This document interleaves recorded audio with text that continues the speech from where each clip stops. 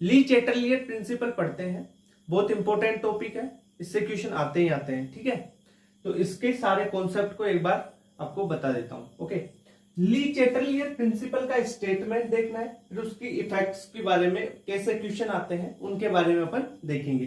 तो सबसे पहले ली चैटरलियर प्रिंसिपल है क्या। ली चैटरलियर बोलता है at equilibrium if any observable property is changed. अब ऑब्जर्वेबल प्रॉपर्टी कौन सी है, जैसे प्रेशर हो गया, टेम्परेचर हो गया, वॉल्यूम हो गया, ये सारी ऑब्जर्वेबल प्रॉपर्टीज होती है। तो if any observable property is changed then equilibrium will shift that direction which will nullify its changes. यानी कोई भी ऑब्जर्वेबल प्रॉपर्टी में चेंज हो रहा है तो इक्विलिब्रियम उस डायरेक्शन में शिफ्ट होगा जिस डायरेक्शन में जिस ऑब्जर्वेबल प्रॉपर्टी में चेंज हुआ है ना उसको कम कर सके, उसको नलिफाई कर सके। ठीक है, यानी ली चैटरलियर प्रिंसिपल का मतलब क्या है, इसका बेसिक चीज क्या बोलता है ली चैटरलियर, कि आपने कोई भी ऑब्जर्वेबल प्रॉपर्टी है जैसे प्रेशर हो गया, वॉल्यूम हो गया, टेम्परेचर हो गया, उसमें कोई चेंज किया। अब चेंज करोगे तो रिएक्शन का इक्विलिब्रियम उस डायरेक्शन में शिफ्ट हो जाएगा जिस डायरेक्शन में उस ऑब्जर्वेबल प्रॉपर्टी में चेंज हुआ है उसको नलिफाई किया जा सके। ठीक है, यानी जिस डायरेक्शन में जाने पर जो ऑब्जर्वेबल प्रॉपर्टी में चेंज हुआ है ना उसको नलिफाई कर सके उस डायरेक्शन में ही जाना चाहेगा इक्विलिब्रियम। ठीक है, बात समझ में आई। यानी अगर आप कोई रिएक्शन है उसमें आप रिएक्टेंट से प्रोडक्ट जा रहे हो और प्रोडक्ट बढ़ा रहे हो, प्रोडक्ट बढ़ रहा है तो इक्विलिब्रियम उस साइड शिफ्ट होगा जिस साइड प्रोडक्ट की मात्रा कम हो जाए। ठीक है, तो रिएक्टेंट की ओर शिफ्ट होना चाहेगा। यानी जैसे सिंपल एक चीज समझो आप, जैसे यहां पे बताता हूं, एक रिएक्टेंट है, रिएक्टेंट से प्रोडक्ट जा रहे हो, अब ये प्रोडक्ट की मात्रा मान लो प्रोडक्ट में चेंज हो रहा है, प्रोडक्ट बढ़ रहा है, प्रोडक्ट बढ़ रहा है, तब इक्विलिब्रियम किधर शिफ्ट होगा, किस डायरेक्शन में आना चाहेगा भाई, इस प्रोडक्ट को कम करना चाहेगा इक्विलिब्रियम। इक्विलिब्रियम क्या चाहेगा कि ये प्रोडक्ट कम हो। अब प्रोडक्ट कम हो का मतलब क्या है, प्रोडक्ट कम हो या रिएक्टेंट बढ़े, मतलब यही तो है। यानी प्रोडक्ट को कम करना चाहेगा और प्रोडक्ट कम कब होगा, जब रिएक्टेंट बढ़ेगा, यानी रिएक्शन इस साइड आएगी। समझ रहे हो, बेसिक चीज समझो, इसकी बेसिक चीज क्या है, बेसिक नीड क्या है ली चैटरलियर प्रिंसिपल की। ये सारी चीजें तो अपन अपने सीपीएस पॉइंट से इसको कवर कर लेंगे। ठीक है, यानी जो ली चैटरलियर प्रिंसिपल है उसका स्टेटमेंट आपको याद रखना है। स्टेटमेंट बेसिक कॉन्सेप्ट याद रखना है, क्या है कि किसी भी ऑब्जर्वेबल प्रॉपर्टी में अगर चेंज करते हो तो इक्विलिब्रियम उस साइड में शिफ्ट होगा जिस साइड में उसके चेंज को नलिफाई किया जा सके। ठीक है, अब अपन पढ़ते हैं कि कॉन्सेंट्रेशन में चेंज हो, प्रोडक्ट की कॉन्सेंट्रेशन या रिएक्टेंट की कॉन्सेंट्रेशन, तब रिएक्शन किधर जाएगी वो चीज। ये सारे कॉन्सेप्ट है ना बहुत अच्छी तरीके से मेरे खुद के बनाए हुए हैं। ठीक है, तो इनको अच्छे से समझना।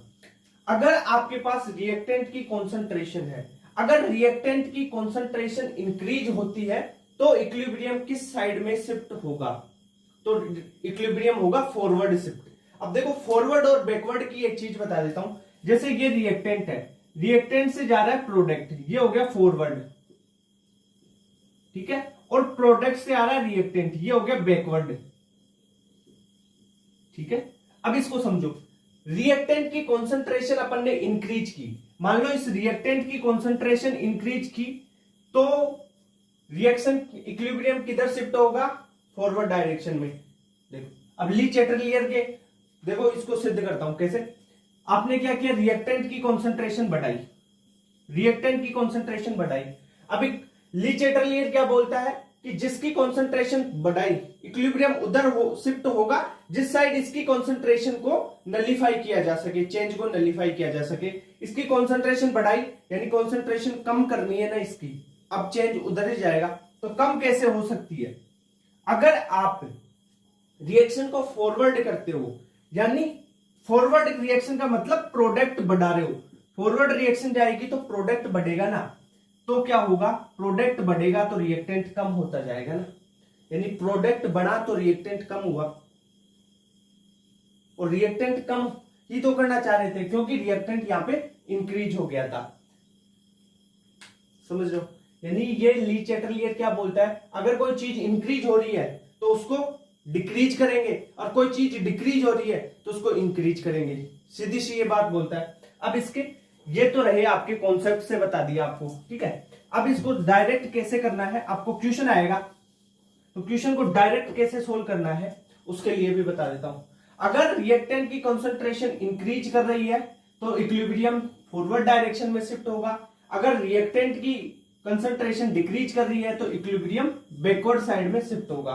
फॉरवर्ड और बैकवर्ड का पता है, रिएक्टेंट से प्रोडक्ट जा रहा है फॉरवर्ड, प्रोडक्ट से रिएक्टेंट आ रहा है बैकवर्ड चीज, ठीक है। ये रिएक्टेंट की कंसंट्रेशन की चीजें होगी। अब कंसंट्रेशन ऑफ प्रोडक्ट की बात करें तो देखो, अगर प्रोडक्ट की कंसंट्रेशन इंक्रीज होती है, प्रोडक्ट की कंसंट्रेशन इंक्रीज होगी तो इक्विलिब्रियम बैकवर्ड डायरेक्शन में शिफ्ट होगा, अगर प्रोडक्ट की कंसंट्रेशन डिक्रीज होती है तो इक्विलिब्रियम फॉरवर्ड डायरेक्शन में शिफ्ट होगा। कैसे देखो, जैसे ये अपन ने रिएक्टेंट से प्रोडक्ट बनाया, अगर प्रोडक्ट बढ़ रहा है, देखो यहां से प्रोडक्ट बढ़ा, यहाँ पे ये प्रोडक्ट बढ़ा तो ली चैटरलियर क्या करेगा, इसको कम करना चाहेगा। अब प्रोडक्ट कम होगा, प्रोडक्ट कम होने का मतलब क्या है, ये कम करेंगे तो रिएक्टेंट बढ़ेगा, तो रिएक्टेंट को बढ़ाना है, रिएक्टेंट को बढ़ाना है, प्रोडक्ट को कम करना है मतलब रिएक्टेंट को बढ़ाना है, तो इक्विलिब्रियम इधर ही तो आएगा, तो इधर प्रोडक्ट से रिएक्टेंट आते हैं तो इसे बोलते हैं बैकवर्ड, और ये बैकवर्ड हो गया ना, सारी चीज समझ में। तो भाई ये कॉन्सेप्ट सारे बनाए हुए हैं, एक साथ ट्रिक बताई हुई है ये, ठीक है। इनको अगर ये समझ में, ये चीजें याद हो गई ना, तो सारा ली चैटरलियर प्रिंसिपल, पूरा केमिकल इक्विलिब्रियम का सारा पार्ट हो जाएगा। लगभग 2 क्लास में लगभग ये पूरी चीजें बताई जाती है, 2-3 घंटे में। इसको एक पूरी कॉन्सेंट्रेट समराइज तरीके से बता दूंगा, ठीक है। अब देखो, प्रोडक्ट की कंसंट्रेशन डिक्रीज करेंगे तो इक्विलिब्रियम फॉरवर्ड डायरेक्शन में शिफ्ट हो जाएगा, ठीक है। फॉरवर्ड और बैकवर्ड की तो चीजें पता है ना, फॉरवर्ड का मतलब आगे जाना, रिएक्टेंट से प्रोडक्ट जाना, और बैकवर्ड का प्रोडक्ट से रिएक्टेंट आना, ओके क्लियर। अब देखते हैं, अपन ने देख लिया रिएक्टेंट की कंसंट्रेशन और प्रोडक्ट की कंसंट्रेशन, और दोनों ऑब्जर्वेबल ये प्रॉपर्टीज तो देख ली। अब टेम्परेचर की बात करते हैं, ये है टेम्परेचर इफेक्ट ऑफ टेम्परेचर। अब टेम्परेचर का इफेक्ट देखोगे तो 2 तरह की रिएक्शन होती है, एक तो एक्जोथर्मिक होती है और एक एंडोथर्मिक होती है। अब एक्जोथर्मिक क्या है, जिसमें हीट रिलीज होती है वो एक्जोथर्मिक रिएक्शन होती है, और एंडोथर्मिक रिएक्शन जिसमें हीट एब्जॉर्ब होती है वो एंडोथर्मिक रिएक्शन होती है। जैसे यहां पे देखो, एंडोथर्मिक रिएक्शन के लिए अपन डेल्टा एच पॉजिटिव, ठीक है। एंडोथर्मिक रिएक्शन में क्या हो रहा है, हीट एब्जॉर्ब हो रही है तो डेल्टा एच पॉजिटिव रहेगा। अब इसमें टेम्परेचर का इफेक्ट देख लेते हैं कैसे होगा। ली चैटरलियर तो वही बोलेगा कि ये अपने उस डायरेक्शन में इक्विलिब्रियम शिफ्ट करेगा जिस डायरेक्शन में जो चेंज हुआ है ना उसके इफेक्ट को नलिफाई किया जा सके। यानी अगर टेम्परेचर को इंक्रीज करते हैं, बहुत इंपॉर्टेंट चीज है, टेम्परेचर को इंक्रीज करते हैं तो इक्विलिब्रियम फॉरवर्ड डायरेक्शन में शिफ्ट होगा, अगर अपन टेम्परेचर को डिक्रीज करते हैं तो इक्विलिब्रियम बैकवर्ड डायरेक्शन में शिफ्ट होगा। सीधे रिएक्शंस में आप लगा सकते हो, अमोनिया की हेबर प्रोसेस में भी इससे क्वेश्चन पूछा जाता है। भाई आपको क्या करना है, सीधा फॉरवर्ड बोले, फॉरवर्ड का मतलब रिएक्टेंट से प्रोडक्ट में जाना है, और बैकवर्ड बोले तो प्रोडक्ट से रिएक्टेंट में आना है, ठीक है। यह है एंडोथर्मिक रिएक्शंस के लिए, यानी एंडोथर्मिक के लिए टेम्परेचर बढ़ाओगे तो इक्विलिब्रियम फॉरवर्ड की ओर जाएगा, अगर टेम्परेचर घटाओगे तो इक्विलिब्रियम बैकवर्ड की ओर आएगा। सीधी सी चीज बता देता हूं, जैसे अपन बात करें एंडोथर्मिक रिएक्शंस के लिए, तो देखो ये है आपका रिएक्टेंट और ये है प्रोडक्ट, ठीक है। अगर फॉरवर्ड जा रहे हो यहां पे, तो फॉरवर्ड कब जाएगी रिएक्शन, जब आप टेम्परेचर को इंक्रीज करोगे, ठीक है। और बैकवर्ड कब आएगी रिएक्शन, जब आप टेम्परेचर को डिक्रीज करोगे। ये सीधा सा कॉन्सेप्ट हो गया, ये कॉन्सेप्ट हो गया, ये लो खत्म पूरी एंडोथर्मिक। अब अपन एक्सोथर्मिक के लिए बात कर ले। एक्सोथर्मिक मतलब हीट क्या हो रही है, रिलीज हो रही है, हीट रिलीज हो रही है तो डेल्टा एच क्या आ गया, नेगेटिव। अब डेल्टा एच नेगेटिव हो गया, ठीक है सर। इसके लिए अगर अपन टेम्परेचर को टेम्परेचर को अगर इंक्रीज करते हैं तो क्या होगा?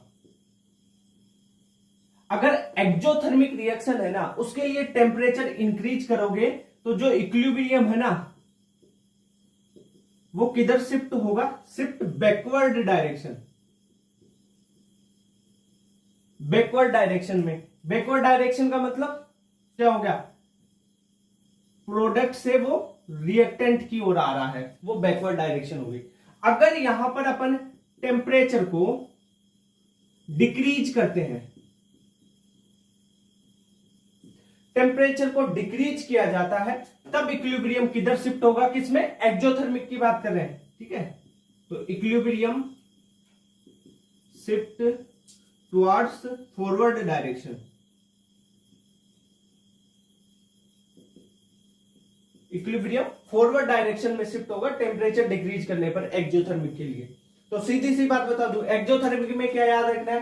टेम्परेचर इंक्रीज तो जो इक्विलिब्रियम है रिएक्शन का, वो बैकवर्ड डायरेक्शन में, और टेम्परेचर डिक्रीज होगा तो रिएक्शन का जो इक्विलिब्रियम है वो किधर शिफ्ट होगा? फॉरवर्ड डायरेक्शन में। इतनी बात क्लियर हो गई?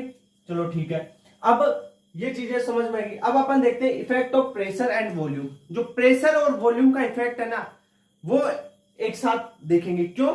जैसे आपने बॉयल का लॉ पढ़ा है ना, बॉयल के लॉ में आपने क्या चीज पढ़ी होगी? ये पढ़ा होगा पीवी बराबर कांस्टेंट, यानी P inversely proportional 1/v, inversely proportional v हो जाएगा, ठीक है। मतलब क्या है? अगर प्रेशर बढ़ाओगे तो वॉल्यूम घटेगा, यही तो चीज है। प्रेशर बढ़ाओगे तो वॉल्यूम घटेगा, ऐसा ही तो रिलेशन है इसमें। तो अपन क्या कर सकते हैं, यानी यहां पे लिख देता हूं P इनवर्सली प्रोपोर्शनल V, ठीक है, ओके। अब देखो, अगर प्रेशर को इंक्रीज कर रहे हो तो वॉल्यूम तो अपने आप डिक्रीज होगा ना। यह है वॉल्यूम, V का मतलब, P का मतलब प्रेशर। देखो, प्रेशर बढ़ाओगे तो वॉल्यूम डिक्रीज हो रहा है, वॉल्यूम बढ़ाओगे तो प्रेशर डिक्रीज होगा। तो या तो प्रेशर को इंक्रीज करो या आप वॉल्यूम को डिक्रीज कर लो, दोनों में एक ही बात है, ठीक है। दोनों में इक्विलिब्रियम में सेम इफेक्ट पड़ेगा। आपको क्वेश्चन में दे दिया जाए अगर प्रेशर को इंक्रीज करते हैं तब इक्विलिब्रियम किधर शिफ्ट होगा, तो equilibrium less number of gaseous moles की ओर शिफ्ट होगा। जिधर गैसियस मोल्स कम होंगे रिएक्शन में, रिएक्शन की बात कर रहा हूं, रिएक्शन की, रिएक्शन में गैसियस मोल्स जिस साइड में कम होंगे उस साइड में रिएक्शन जाएगी। अगर बोल दिया जाए वॉल्यूम डिक्रीज कर रहा है, वॉल्यूम डिक्रीज कर रहा है, तब भी जो इक्विलिब्रियम है वो नंबर ऑफ गैसियस मोल्स जहां कम होंगे उधर ही जाएगा, ठीक है। बात समझ में आई कॉन्सेप्ट? यानी प्रेशर को इंक्रीज करो और चाहे वॉल्यूम को डिक्रीज करो, दोनों का सेम इफेक्ट पड़ता है इस पे, जो है इक्विलिब्रियम पे। इक्विलिब्रियम में रिएक्शन किधर जाएगी, ठीक है, ओके। ये जो ली चैटरलियर प्रिंसिपल है ना, इससे भाई क्वेश्चन आता है, इन पे ध्यान रखना। अब अपन बात कर ले, प्रेशर को डिक्रीज कर दें या वॉल्यूम को इंक्रीज कर दें, वही बात है, सेम बात है। चाहे प्रेशर को डिक्रीज करोगे चाहे वॉल्यूम को इंक्रीज करो, वो सेम इफेक्ट पड़ेगा। और इफेक्ट इक्विलिब्रियम किधर शिफ्ट होगा, तो अपन बात करें अगर प्रेशर को डिक्रीज करते हैं तो equilibrium shift towards more number of gaseous mole, ठीक है। More number of gaseous moles की ओर अगर डिक्रीज करते हैं ना प्रेशर को, तब इक्विलिब्रियम शिफ्ट हो जाता है। तो क्लियर बात, ये चीज समझ में आएगी आपको? यानी प्रेशर को डिक्रीज करो और वॉल्यूम को इंक्रीज करो, सेम इफेक्ट पड़ता है इक्विलिब्रियम शिफ्ट होने पर, ठीक है। इक्विलिब्रियम उधर शिफ्ट होगा जिधर मोर नंबर ऑफ गैसियस मोल हो, गैसियस मोल्स ज्यादा होंगे उधर, प्रेशर को डिक्रीज करने पर या वॉल्यूम को इंक्रीज करने पर, ओके। ये चीज समझ में, क्लियर बात, ओके। अब देखते हैं effect of addition of inert gas at constant volume and constant pressure, ठीक है। जो इनर्ट गैसेस है ना, हीलियम हो गया, ऑर्गन हो गया, नियोन हो गया, ठीक है, जिनोन, ये हो गए, तो इनका क्या इफेक्ट पड़ता है इक्विलिब्रियम पे? इक्विलिब्रियम किधर शिफ्ट होगा अगर आप इनर्ट गैस ऐड करते हो eight constant volume and constant pressure. अब देखो, कांस्टेंट वॉल्यूम पर अगर वॉल्यूम को चेंज नहीं किया और इनर्ट गैस आप ऐड कर रहे हो, तो भाई कोई भी फर्क नहीं पड़ता इक्विलिब्रियम पे, नो इफेक्ट ऑन इक्विलिब्रियम। अगर आप इनर्ट गैस का एडिशन करते हो, इनर्ट गैस ऐड करते हो किस पे, कांस्टेंट वॉल्यूम पे, तो कोई भी इफेक्ट नहीं पड़ता है। ठीक है, क्लियर बात, ये बात क्लियर। ओके, अब देखो कांस्टेंट प्रेशर की बात करते हैं। तो इनर्ट गैस अगर कांस्टेंट प्रेशर पे आप ऐड करते हो, कांस्टेंट प्रेशर पे इनर्ट गैस ऐड करते हो, तो इक्विलिब्रियम किधर शिफ्ट होगा, equilibrium more number of gaseous moles की ओर शिफ्ट हो जाएगा। Equilibrium more number of gaseous moles की ओर शिफ्ट हो जाएगा। अब ये सारी मोर number of gaseous moles, less number of gaseous moles, ये भाई कोई केमिकल रिएक्शन क्वेश्चन में दी हुई होगी या बोला होगा कि प्रोडक्ट की ओर या रिएक्टेंट की ओर गैसियस मोल्स कम है। जिस साइड में गैसियस मोल कम हो, यानी प्रोडक्ट या रिएक्टेंट है ना, वो गैसियस फेज में होनी चाहिए, और जिस साइड में ज्यादा होंगे उधर मोर नंबर ऑफ गैसियस मोल्स हो जाएंगे ना।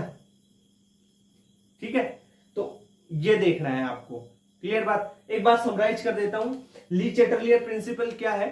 बेसिकली ये प्रिंसिपल बोलता है कि किसी भी ऑब्जर्वेबल प्रॉपर्टी में अगर आप चेंज करते हो तो इक्विलिब्रियम उधर शिफ्ट होता है जिधर इस चेंज को नलिफाई किया जा सके।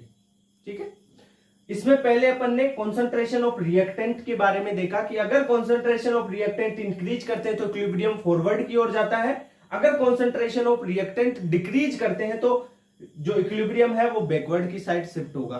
ठीक है, फॉरवर्ड का मतलब है प्रोडक्ट, रिएक्टेंट से प्रोडक्ट की ओर जाना, बैकवर्ड का मतलब है प्रोडक्ट से रिएक्टेंट की ओर आना। क्लियर बात। अब इफेक्ट ऑफ प्रोडक्ट देखते हैं, तो प्रोडक्ट की कंसंट्रेशन को इंक्रीज करोगे तो इक्विलिब्रियम बैकवर्ड साइड में शिफ्ट होगा, अगर प्रोडक्ट की कंसंट्रेशन को अगर आप डिक्रीज करते हो तो इक्विलिब्रियम फॉरवर्ड डायरेक्शन में शिफ्ट होता है। ठीक है, इतनी बात क्लियर। उसके बाद में अपन ने देखा इफेक्ट ऑफ टेम्परेचर, वो दो रिएक्शंस के टाइप्स पे देखा, एक तो एंडोथर्मिक, दूसरी एक्सोथर्मिक। एंडोथर्मिक में अपन ने देखा कि टेम्परेचर इंक्रीज करने पर रिएक्शन फॉरवर्ड, जो इक्विलिब्रियम है वो फॉरवर्ड की ओर जा रहा है, अगर टेम्परेचर डिक्रीज करते हो तो इक्विलिब्रियम किधर शिफ्ट होगा, बैकवर्ड डायरेक्शन की ओर शिफ्ट होगा। ठीक है, अगर रिएक्शन एक्सोथर्मिक है यानी डेल्टा एच एक्सोथर्मिक के लिए नेगेटिव होता है, तो टेम्परेचर अगर इंक्रीज करोगे तो इक्विलिब्रियम बैकवर्ड साइड की ओर शिफ्ट होगा, अगर टेम्परेचर एक्सोथर्मिक के लिए डिक्रीज करते हो तो जो डिक्रीज करोगे तो इक्विलिब्रियम किधर शिफ्ट होगा, फॉरवर्ड डायरेक्शन की ओर शिफ्ट होगा। ये बात होगी टेम्परेचर के इफेक्ट की। अब अपन ने देखा प्रेशर और वॉल्यूम का, यानी प्रेशर बढ़ाओ या वॉल्यूम घटाओ एक बात, दूसरी बात प्रेशर बढ़ाओ या प्रेशर घटाओ, प्रेशर बढ़ाओ या वॉल्यूम घटाओ एक बात, दूसरी प्रेशर घटाओ या वॉल्यूम बढ़ाओ एक बात। ठीक है, प्रेशर को इंक्रीज करो या वॉल्यूम को डिक्रीज करो तो equilibrium less number of gaseous mole की ओर शिफ्ट होगा, अगर प्रेशर को डिक्रीज करते हैं और वॉल्यूम को इंक्रीज करते हैं एक ही बात है, तो equilibrium more number of gaseous moles की ओर शिफ्ट होता है। अगर इनर्ट गैस का एडिशन देखें तो इनर्ट गैस को ऐड करने पर अगर कांस्टेंट वॉल्यूम है तो इक्विलिब्रियम पे कोई फर्क नहीं होगा, इक्विलिब्रियम शिफ्ट नहीं होगा किधर भी, यानी नो इफेक्ट ऑन इक्विलिब्रियम। ठीक है, अगर कांस्टेंट प्रेशर है तो कांस्टेंट प्रेशर पे अगर इनर्ट गैस ऐड कर दी जाती है, इनर्ट गैस आर्गन हीलियम वगैरह, ये इनर्ट गैस ऐड करते हैं तो इक्विलिब्रियम उस साइड शिफ्ट होगा जिधर मोर नंबर ऑफ गैसियस मोल्स हो। ठीक है, क्लियर बात। ओके, इतनी बात clear. More number of gaseous moles, कोई रिएक्शन होगी ना उसमें ही तो दिए हुए होंगे आपको, क्वेश्चन में रिएक्शंस दी हुई होगी, या आपको जैसे रिएक्शंस होती है ना, A प्लस बी से बना C प्लस डी। अब A तो है सॉलिड में, B है गैस में, C गैसियस है और D भी गैस में है, तो मोर नंबर ऑफ गैसियस मोल्स किधर है भाई, इधर तो 2 मोल गैस के हैं और इधर 1 ही मोल है, तो इधर मोर गैसियस मोल्स हो गए ना। क्लियर, ऐसे रिएक्शन दी होगी, ABCD के रूप में लिख दिया मैंने इसको, जनरल फॉर्मूला। Okay, clear. तो